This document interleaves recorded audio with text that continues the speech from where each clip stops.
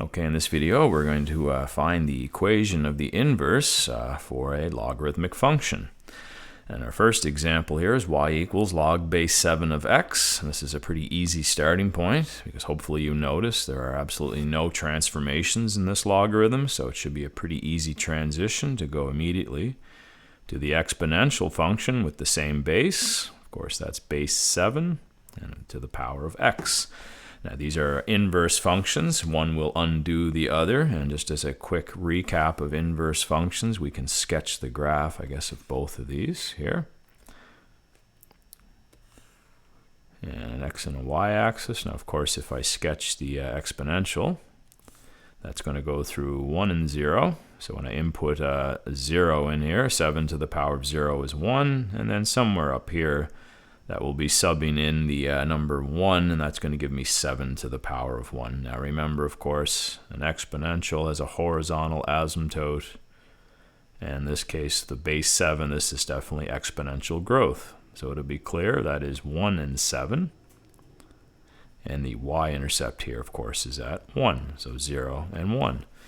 Now, if we reflect these ordered pairs and across the y equals x line, or to switch the order of them, then of course this intercept is now going to become 1 on the x-axis. And over here somewhere we'd have an x value of 7 and a y value of 1. And of course this is what our logarithmic function looks like. The vertical asymptote, that's the y-axis.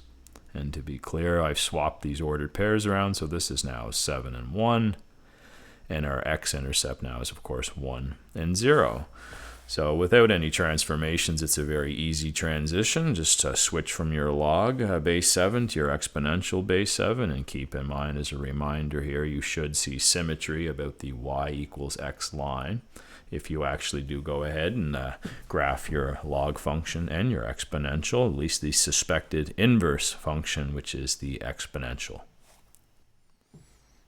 Okay, in our second and last example here, we have a log function that's, of course, full of transformations, so it's probably best, instead of just trying to write down the exponential, that will provide the inverse of this function. It's probably a better idea to just get x by itself, following our inverse function procedure. Remember, get x by itself first, and then, of course, you can swap x and y, and you will have your inverse function sitting in front of you.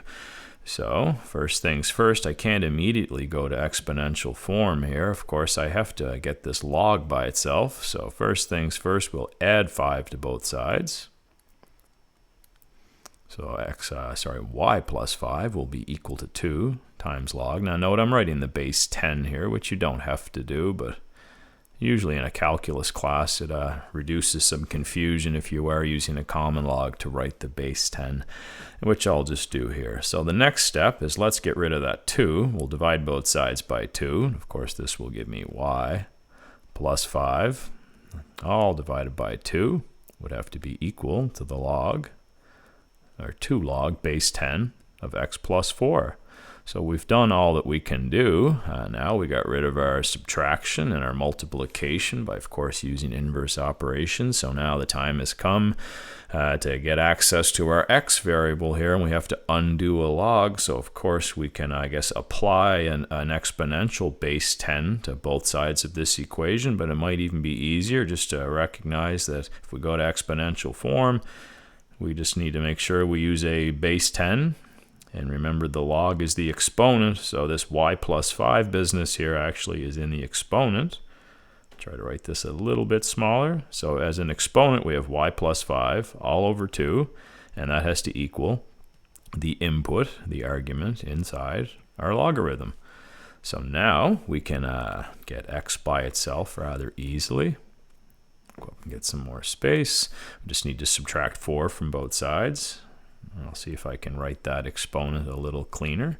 So this is y plus 5 all over 2 minus 4 equals x. So remember, I haven't bothered to swap x and y yet. So this thing, if we graphed it on Desmos, this relation would look still like our logarithm. So of course we want the exponential. So now the time has come to swap x and y.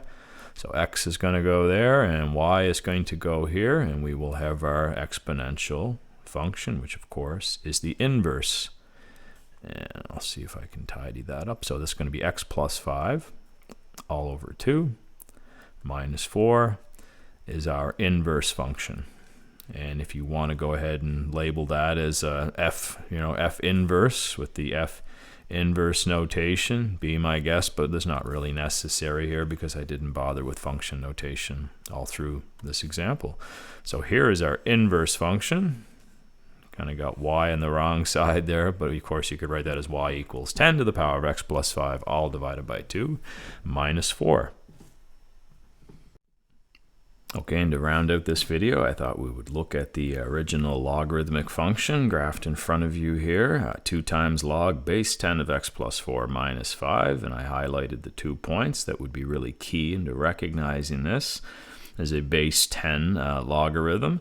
If we reflect those ordered pairs, of course a cross, we won't see both of them on the screen here now, one is slightly off, but if we reflect those ordered pairs, there's the other one, across the y equals x line, our function should go through those ordered pairs, and of course here's the exponential that we found a few moments ago, and lo and behold, notice that it seems to have a minus 4, of course, as it's a horizontal asymptote, which would make a lot of sense based on what we're seeing here, and even more sense if we look at the equation and recognize that minus 4 is the horizontal asymptote. And note, another connection to make, what's the vertical asymptote on that logarithm? That was x equals minus 4, so if x and y trade positions, then that asymptote now becomes y equals minus 4.